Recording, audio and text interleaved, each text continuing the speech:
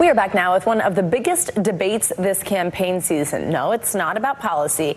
It's over the candidate selections for their playlists while on the campaign trail. There's been a wave of artists and their estates that have asked the Trump campaign to not use their music during rallies. Some of those artists include icons like Celine Dion, Rihanna, and Adele. Well, now former President Trump's campaign is pushing back against a claim from the Foo Fighters, which said the use of its iconic song, My Hero, was unauthorized. To see where the law stands on all this, let's bring in NBC News legal analyst Danny Ceballos, who joins us on set. Danny, hello. Okay, so this gets confusing, I think, because you hear about artists, you hear about labels, you hear about estates. Who actually can say, yes, you can use it, or no, you cannot?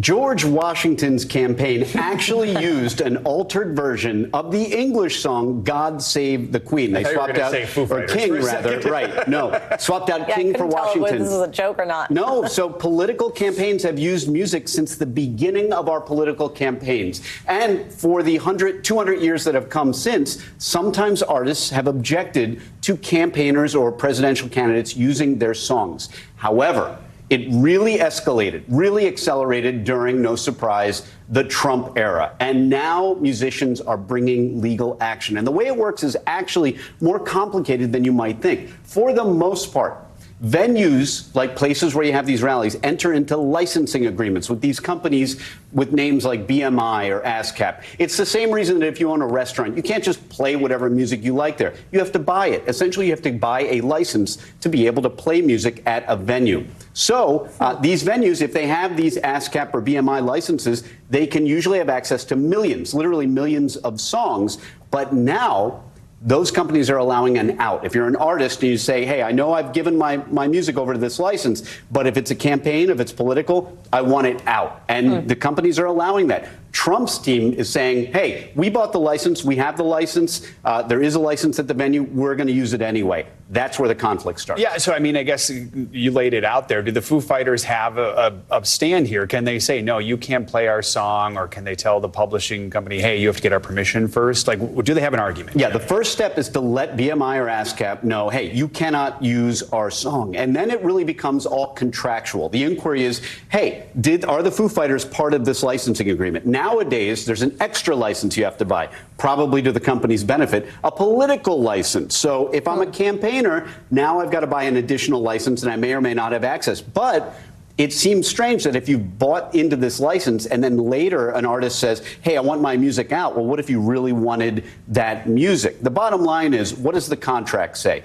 Did the Foo Fighters validly retract their right to use this music, or was it never as part of the license to begin with? Then they have a leg to stand on, and they can sue, and they can get a cease and desist. If you take out the contractual can you play it, can you not argument, and just look at why an artist would want this, I think it kind of has to do with their brand and it being associated with a political party maybe that they don't want to be associated with necessarily.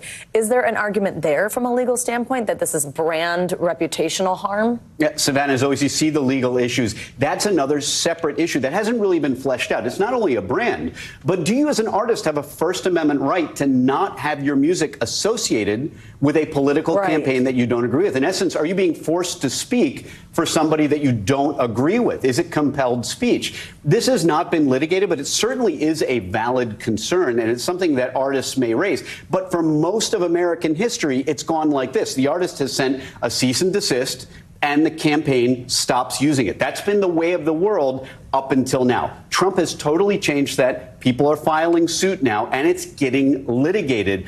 Most recently, I mean, there have been already involvements with Rolling Stones, other artists who have actually sued. So we're going to get some case law developing in this area. But it's going to be both contractual, and it's going to have to do with the First Amendment. So if the Foo Fighters can't stop this and the Trump campaign continues to use this music during its rallies, the Foo Fighters say they're going to take that money, they're going to donate it to Kamala Harris's campaign.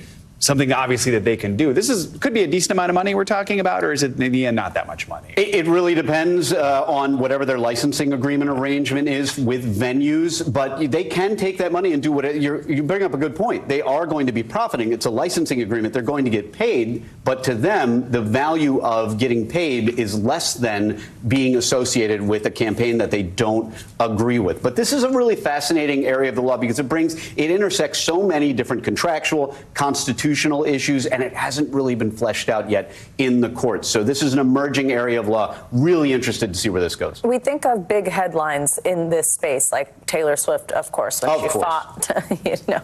What else is new? But really, I think even if you're not me, you think of that when she fought to own her music, and you kind of think, doesn't an artist, like, they wrote it, they came up with it, but there's all this going on behind the scenes.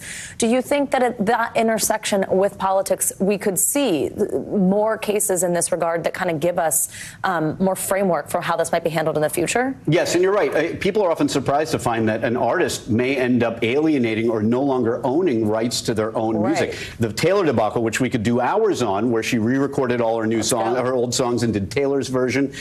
Yes, exactly right. Some artists lose the rights to their music, and they may not own it anymore. And then that creates an even thornier issue. If you've already given these companies the power to license your songs, do you really have the ability to come in later and say, yeah, but I don't like this political campaign? Right. It's different than your music being played at a chain restaurant. This is a kind of political speech, and you might have a valid concern, number one, about your brand, and number two, that you're being essentially compelled to endorse someone that you're not endorsing. A lot of really tricky issues here. Yeah, super interesting. Danny, thank you so much. That was a fun one.